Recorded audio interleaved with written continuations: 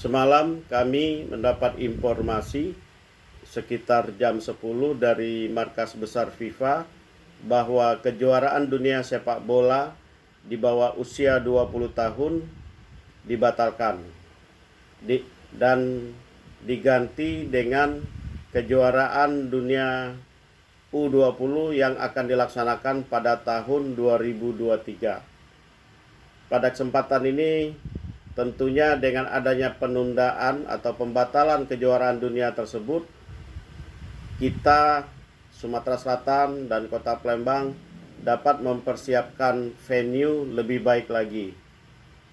Renovasi tetap berjalan seperti apa yang sedang berjalan sekarang, termasuk lapangan latihan dan Stadion Bumi Sriwijaya.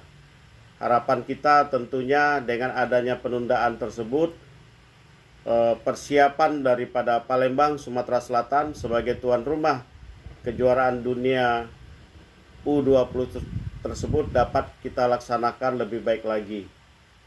Tentunya apa yang diputuskan oleh FIFA tersebut kita dapat memahami dengan adanya kondisi pandemi COVID-19 yang masih menjadi masalah di seluruh dunia.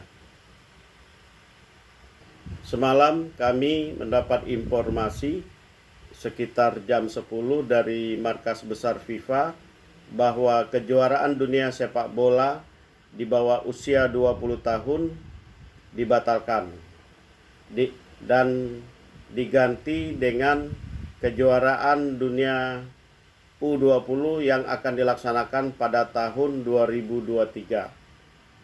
Pada kesempatan ini tentunya dengan adanya penundaan atau pembatalan kejuaraan dunia tersebut, kita Sumatera Selatan dan Kota Palembang dapat mempersiapkan venue lebih baik lagi.